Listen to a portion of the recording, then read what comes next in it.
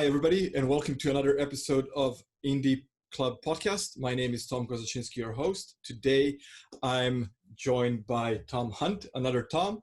Tom is an amazing guy that I actually had a privilege of meeting recently, and he will be talking about what he does and talking about bCast, and he runs the SaaS Marketer community.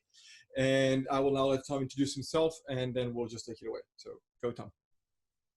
Yeah, no, thank you for having me. As you mentioned, my name is Tom Hunt, and my background is really just online marketing. So I have a degree in chemistry, and then I spent 4 years working for big consulting companies, and I realized I didn't want to do that anymore. And so then since 2013, I've just been selling things on the internet, basically. and at the start, you're really bad, and you can lose quite a lot of money. then over time you get better and better. And so now I've reached some kind of level of proficiency with selling things on the internet. And really in the second half of those 7 years, I focused more on selling software on the internet. And so that has culminated up to today, where I have a community called SaaS Marketer, where we write case studies on SaaS companies and how they've grown. And then we build the attention and we build the community, and then we monetize that through various different ways, services, and also software. You mentioned bCast. So that's the story so far. Okay, before I actually ask you about your company, how did it came about you going from doing chemistry to marketing? What was the deciding factor to make that switch? What's the transition? Yeah. So I didn't have an entrepreneurial bone in my body until 22 or 23. So I'm now 30, 31. So I did chemistry because I like science at school. And then I transitioned from chemistry to consulting because in my final year chemistry project, I was on my own in a lab. I didn't like being on my own. And so then I wanted to work with people. So I went into consulting because that's the only graduate scheme that I got. And then from there, the move to marketing wasn't because I was interested in marketing. It was because I wanted to leave my job. And when you want to leave your job and you want to be an entrepreneur and you can't code, but you like the internet, the only other thing you can do is marketing. And so that was my only option. Okay. So you just said, I don't want to work and I just want to go solo. Yeah. So it was the year of 2014. I remember at the start of the year, I came back. I went to Oslo with my ex-girlfriend, and it was a really bad trip. And I was walking back to my house, and it was raining really hard. And I had to go back to work the next day. I think it was the 2nd of January. And I was I really don't want to do this. But I was probably listening to some inspirational podcast or something. And then I got in the house and I wrote down that I was going to leave my job. I was going to replace my salary by the end of 2014. And then that's when things really kicked off and ended up starting. It was actually a service business. Tried loads of different things, lost a bit of money, but then created a service business where I had a team of people in the Philippines, and I would sell those people to startups in London. So I'd be you can use someone in my team, you pay this much per month. And so that business started in the middle of 2014. And then by the end of 2014, I think on the last day I handed in my notice. So I actually left in January or February of 2015, but I had managed to replace my salary by the end of the year. Mm-hmm. Did you have any expectations of how your life will look like once you go solo, and did it all change? Did you make any wrong assumptions and then realize along the way that it's not everything you hoped to be, or maybe it became more? Yeah, good question. So I was in the digital nomad thing. I wanted to travel and work, and I think it kind of met my expectations. But one, I was talking about this the other day with my current girlfriend, is that when you're striving for a goal and you think you're going to be successful when you hit the goal, you think, oh, I'll be happy when I hit the goal. But actually, this is a quote, I think it's from Evan Pagan, who's an entrepreneurial teacher. He says that wherever you're going, you take yourself with you. And so if you're not happy when you're in your job, it might be hard. Like it might be hard for you to be happy when you're not in your job. And so I kind of found that, and it wasn't necessarily the work that changed my happiness. It was more my view on the world and my inner peace. It's quite deep for early on in the chat, Tom. But Oh no, but please! I would love to hear more about that. I had a guest a couple of weeks ago who's a digital nomad for past 4 or 5 years, and he basically sold his company to go and travel the world and works as a consultant. And he's on a spiritual journey more than anything else. So I think there's a lot to be said here, especially like you said, when you get rid of the everything that you think is a problem, and then you realize, oh no, it's actually just me, and then you need to work on yourself. And how do you actually approach that part? yeah, so how did I approach working on myself? I guess it was a combination of like consuming information, meeting the right people, and meditating. I think that's it. And some other stuff like some more spiritual stuff like taking drugs, etc. Again, I don't know if we should talk about that. It's free for all here. Don't worry, it's not Oh, really? Yeah. Okay. PG-13. So if you say, "Oh, I took ayahuasca trip and it made me realize who I am," it's totally fine to say that, and it's totally Yeah. legit. When I did it, I thought this is quite an interesting thing. So I spent like $2,000 to go to Ibiza for a week to stay in this like really really nice house with like 18 people and take like ayahuasca, all these and some other things, mushrooms and stuff. And I actually don't think that had a massive impact. I think I resisted the ayahuasca a little bit because I don't really like psychedelics. So I don't think that actually had a massive impact, but it was more like the specific people that I met, specific books that I read, and a few like life events that helped me come to a greater inner peace, I think. By the way, I'm definitely not like perfect at all. Like, I'm definitely not there. And I still like get stressed and still like not happy with where I am and still get obsessed about goals and business.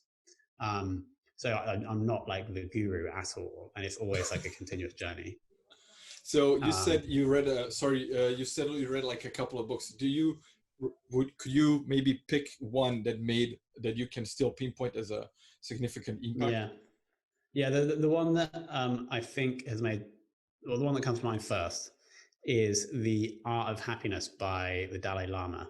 And like, it was a book, it was a combination. It wasn't written by the Dalai Lama, it was written by this US journalist, I think. But it's called The Art of Happiness. And that's really good. Like the first two chapters of that are really, really good. Okay. Any Definitely got the chance name right. any chance there's you read 4 Hour Workweek in there? Oh, yeah, yeah, for sure. That came like, actually, that came like very early on. So like 2013, 2014, 2015, I was just reading everything. So yeah, I read all like for sure. 4 Hour Workweek was quite influential, I think. Yeah, in terms of getting rid of your old job and setting yourself up so you can continue basically with the same income and then go live somewhere cheaper. Yeah. Yeah, that makes sense. So you like SaaS Marketer is an agency, but also a community for marketers. And I'm a very strong advocate of building a community and working with people and helping out people. And I would like to hear from your perspective, how does it help your business and how do you help other people? And like, what is your goal with building your community? Yes. Great. Great question. And I actually love that you call SaaS Marketer an agency because from the front end, it doesn't seem like an agency. So the way we're building this is most people will build the product or service and then they'll build a media company on the side, either a blog or a podcast, to advertise the product or service. But with us, it's like the other way around. So we have the media company, or let's just call it a blog, SaaS Marketer, that we use to get the attention first. And then once I had that attention, I started learning about these people and learning about how I could help them. And then the products and services came later, right? And so that's the approach. And so the general strategy is how can we add the most value to a very specific type of person, and that person is obviously a SaaS marketer. And how can we just keep doing that? How can we afford to keep doing that over time so we grow the community, right? The only way you grow your community is if you add more value to the lives of the people that are within the community. And so the way, after a bit of testing, the way I found that was most time effective to do that is taking other SaaS companies that have grown and then breaking down how they've grown. And so like with 7 years of marketing experience, I guess I understand a little bit about how these companies have grown. And so I actually started publishing. It actually started to be daily, like one thing that I saw that a SaaS company had done that I thought was quite impressive. And it was a daily email. I did that for like 3 to 4 months last year to build out the email list. And now it's shifted to one every 2 weeks. And it's a big, like 3,000 word breakdown of everything they've done. So we found that the most cost-effective way of adding value to the live community was creating content. Once we had an audience, we then started looking at how can we add more value to these people, but then also capture some of the value back in terms of cash. And so right now, if monetized, the majority of the revenue comes from a service. So yes, we are essentially an agency on the back end, although we don't have an agency website where there's just the work with a link at the bottom of the site. And so that's a very specific kind of content growth service that we run that includes a podcast. Next is we have built a piece of software that you mentioned earlier called bCast that automates part of that process. Basically, it's a B2B podcast host. So that's the second way to monetize. And then we also have sponsors, and we also have some affiliate links.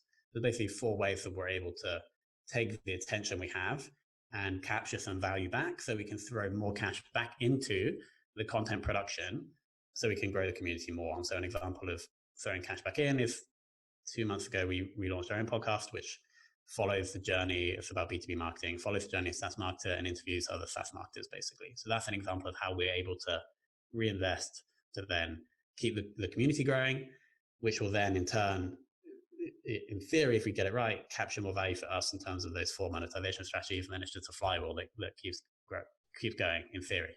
Mm-hmm. How did you, when I know a lot of people start the newsletter and want to send out some stuff and want to help out and want to be regular, but it basically they cap out on their early audience. How did you go from that, breaking that first, glass ceiling and then actually expanding the market list? So we don't have, we have like 3,300 subscribers, right? So it's not massive. We have a Facebook group of 1.2 thousand. The podcast gets about 4,000 downloads a month. So it's by no means massive. How did we grow to that? I think I probably spent like 200 to 300 pounds boosting the post for the case studies on paid. So it's not really paid. Organic isn't really working that well for this type of content. And so it's really been from other communities and other people promoting. So how do we do that? Let's start with the communities. So there are other places on the internet that have your audience, right? They just don't know you yet. And so you have to somehow go into those communities and take the audience, but you can't just take them. You can't just spam people because they won't come. So the way you do that is you go into that community and you add some value somehow, and then you bring people back onto your property, and then you get the email address. That's basically a strategy. So the best communities for us are like Product Hunt was good. We did a launch recently. Growth Hackers is good. There's another community called zest.is, which is quite good. There's like 5 Facebook groups in the space where we've been able to go in, add value, post content, and then somehow bring people back. So that's like how you extract from other communities strategy. And then getting other people to share strategy. This, I think there's a couple of ways. The first way is if you include other people in the content, they are incentivized, and the content is good, they're incentivized to share because it makes them look good, right? So every case study includes a SaaS company. And so it's making them look good because they're mostly all positive, and so they might share. So that's one way we get exposure. When you have an email list and a community and you're doing all this stuff for free, you can also ask them to share, right? So we include share links, and now we get a significant amount of shares from the audience, right? Because they really like the content. How else do you get people to share? That's all that comes to mind. So it's by community than sharing, but the one caveat I will say to finish this response is that only works if the content is really good. And so if you're out there trying to get exposure and it's not really happening, like month by month, if your traffic's not going up, or if your email subscribers are not going up by, let's say, 10%, then I wouldn't spend more time promoting. I'd go back and work out how you can make the content, the information you're producing better. Okay. Yeah, I think that's great advice. Great advice. You started putting out this case studies that you share with uh, with your audience, and uh, how did you actually start? Like, how did you decide? Okay, I'm going to start making this case studies, and I'm going to put them out basically for free for my audience, and then Mm. you how did you basically know that it's going to bring value back? Did you was like something you Yeah. decided on, or it was just more of a like, let's see what happens? Yeah. I was copying other people. So I was copying, so Nathan Latka, I was copying him. The blog Sales Hacker, I was copying them. There's a guy called Anthony Pompliano who has a mailing list in the crypto space. I was copying him. So I was basically amalgamating all these other people that had been able to create content regularly and then monetize. Um, and so I started doing it. And my kind of, the, my reassurance was that regardless of whether I actually get an audience here or make any money, it's still a really good thing to do because I'm A, developing my writing skills, and B, I'm learning about how to grow SaaS companies, right? And so those skills, regardless of whether I get an audience or make money, probably will allow me to get an audience or make money in the future, right? And so those, like, if you look at the amount of time spent in the first like 3 to 4 months when I was doing it every day, so I would wake up and start writing at like 7. um, the ROI is not good, right? But I've been able to develop the skills, which now are kind of paying dividends. Mm-hmm. How so? Okay, how do you measure actually developing your skills? Like, how would you say Mm. you've improved? How do you actually track your improvement from day to day? Yeah, so if we just take writing, it's quite hard. I think there's two ways. You're like looking at yourself and you're like, wow, that's fucking good. um, but you have to be careful with that because you can always bullshit yourself. Um, but then the other is just feedback from other people. And so ever since I first started sending the email, I would get replies of people being like, "God, this is the only email that I open every day. Your writing's really good." And so, yeah, I think it's a combination of like from yourself and from others. And if you don't, you have to be careful about yourself, right? Because we're all delusional. But Yeah. if you're getting feedback, unbiased feedback from people you don't know, that's when you know that you're probably onto something. So you started alone, and how many people you work now at the moment? Yeah. So we have no employees. So, but there's 9 freelancers. Well, so SaaS Marketer is like 100% mine. There's, I think it's 8 or 9 freelancers, and they range from podcast editors to content writers to web developers to virtual assistants to designers. And then bCast is myself. I have a business partner there called Neil, who I actually met through the community. So that's another benefit of communities is you can find business partners. And so it's just me and him working on bCast, and he's building and I'm marketing. So probably in total there's like 9 to 10 people. Yeah, I always tell people that they should join communities because they will find like-minded people that are like yin to their yang. Or my typical example is developers and designers, because one can code, another can design most of the time. Uh, what would be your take on actually meeting the people? How do you approach? Like, do you just blast people like, "Hey, I'm building this. I need people like this," or it happens more organically? Yeah, I think I haven't actually. I think the one, if you're trying to attract like collaborators or business partners, the best thing you can do is actually do some stuff yourself. Um, and the classic one is like the non-technical co-founder who has an idea and is trying to find someone to build it. Right? And so this is a classic example. And most people just say, "I have an amazing idea. Can you sign an NDA? And then can you work for free for 2 years and get 30%?" Um, which is probably not going to get you a very good partner. And so the other way, and this is how I've always done it, is just either pay contractors to build stuff or do stuff yourself. Either get customers or get some kind of traction, and then you take that and you share that um, to attract people. So what you're doing there is you're really just you're increasing the value for them to collaborate with you because you've already done stuff. And so if you're there trying to find partners and no one's responding or you can't find any good people, do some more stuff to like skew the value so the deal is better for them. And then you're more likely to find someone. Yeah, one is bigger than zero, and everybody has an idea.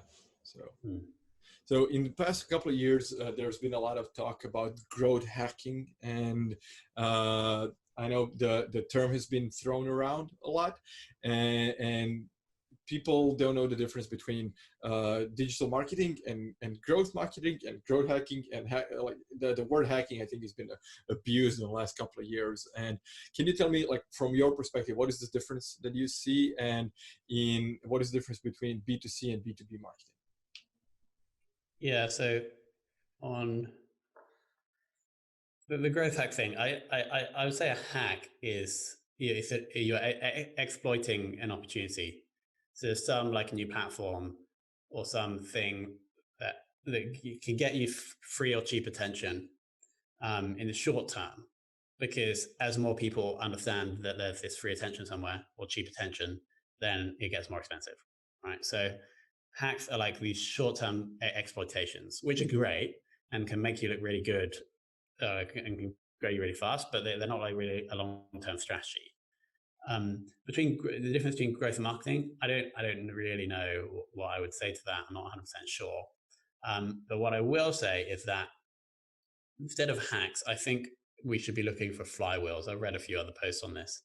Is that how can you somehow do one thing which is going to make something else happen, which will come back and then make the thing you just did easier, right? So the kind of flywheel concept. I was actually reading one of my old case studies today on Moz. So if, the shares about like Moz, and the founder of Moz had this kind of content social SEO flywheel that they just executed on and are still executing on today, and just have insane SEO and insane domain authority, because they knew that they would just create good content that would get more traffic, that would get more social kind of permission assets, and then they'd share and they get more traffic, and they didn't like, and it's just this big flywheel. And so that's what I talk about quite a lot in the case studies, is how SaaS companies are building these, as opposed to just exploiting the short-term hacks.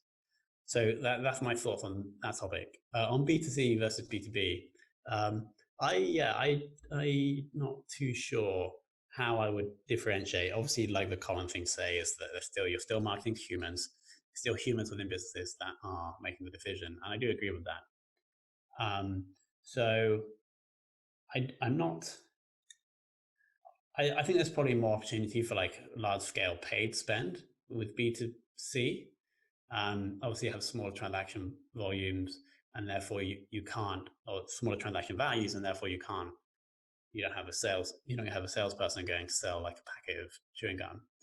So I think there's definitely opportunity for like greater, like large amounts of paid spend. My expertise really isn't in the B2C market. We had a male leggings business that was B2C, but it never really did that well. And so I don't have much to share on B2C. I'm more focused on B2B marketing, I would say.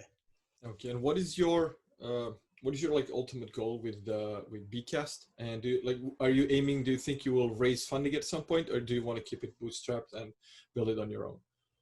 Yeah, I think that there may be a time in the future where we'd raise money, but the terms would have to be good, and we'd have to really trust the investors. I don't really like authority, and so I don't like. My girlfriend has a business with she's raised like 2 million. She has loads of investors, like 40 investors, and that's good for her, and the investors are great. But for me, it just doesn't feel like. It kind of feels like she has to report. They have a monthly meeting. She has to report back. It's almost like having a job, and so I don't really want that. But it's not to say we would never do it, because there may be a time in the future where if we did take on £1 million, we'd be able to grow the business 3 times as fast over the next 2 years, and it would be worth it for everybody. And so the negative of having the boss would be overcome by the positive of the increased growth rate. So I can't say it would never happen. But right now we're kind of happy bootstrapping, and we're kind of happy being free to experiment and kind of grow as fast as we want to grow. Yeah, I agree. When you mentioned that you have probably the authority, I'm starting to find that being a common thread with people who at some point just quit their job and do the things on their own, and anything that comes with any strings attached is automatically very repulsive. I feel the same. I understand. So yeah, I think I had the same issue since I was in grade school. Well, it just kind of felt, well, why do I have to do whatever you tell me to do, because I want to do what I want to do. So it kind of makes Exactly. sense. Yeah, it was the feeling that kept me from making me quit my first job and then doing it on my own for over 10 years, and then moving to UK, starting a job thinking, oh, maybe in UK the jobs are different, and then a couple of months in it was like, no, they're not. The job is still a job. So like, I'm out. Yeah.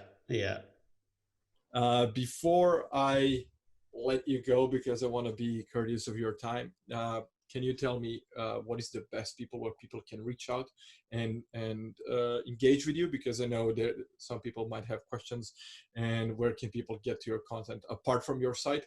Do you use anything, and would you like to add anything maybe that I missed? So LinkedIn is normally the best place. So Tom Hunt on LinkedIn.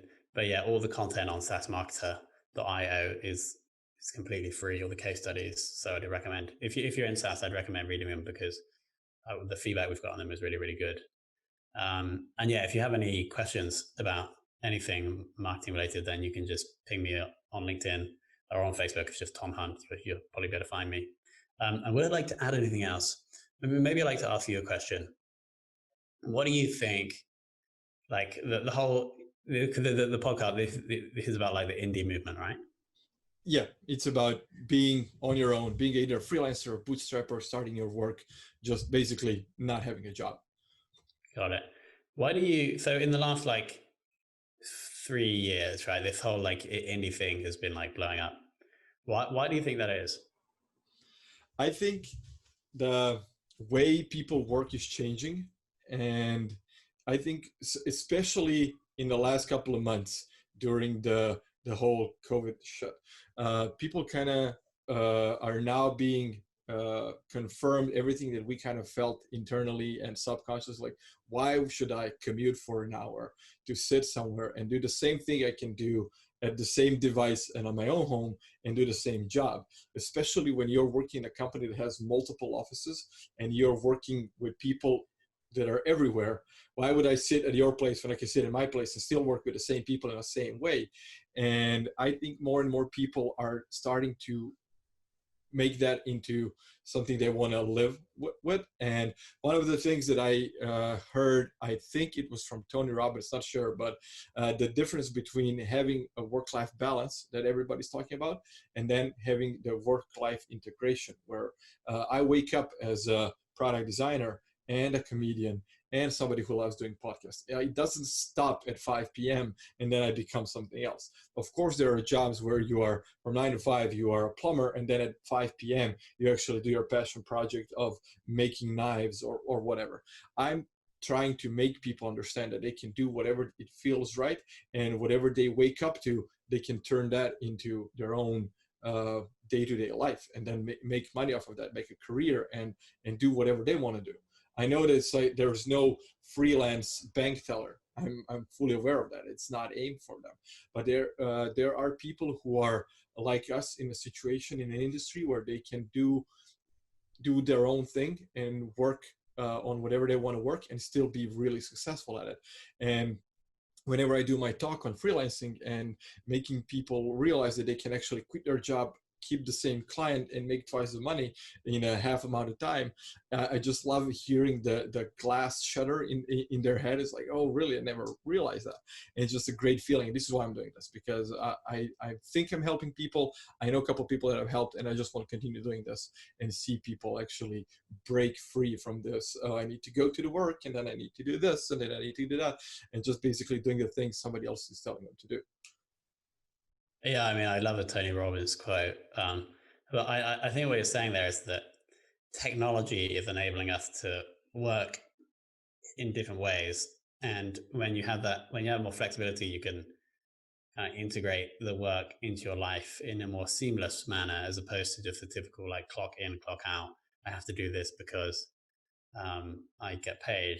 No, I totally agree. It's only going to increase, right? The internet is like the permissionless nature of the internet is allows this like exponential increase in like tech, like its usefulness and therefore opportunities. Yeah, I agree. So, I think there are, like, for example, maybe we can say that people are productive 8 hours a day. Let's say that you or me or whatever, you actually have 8 hours of being productive, although I feel that's a lie, it's way less, but you want to make those hours in your own time. So like we discussed before we started recording, you went on a run, you took a shower, and then you did some work.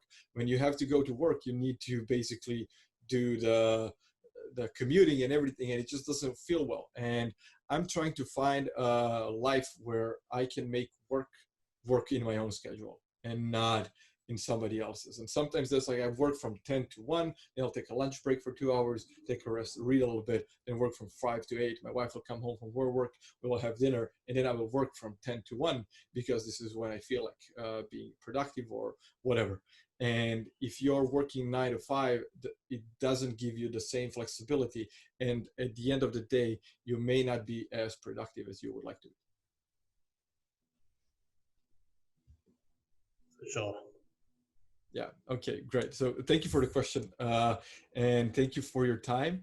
I will link everything that we talked about in the show notes and everything that you mentioned, especially the book from Dalai Lama.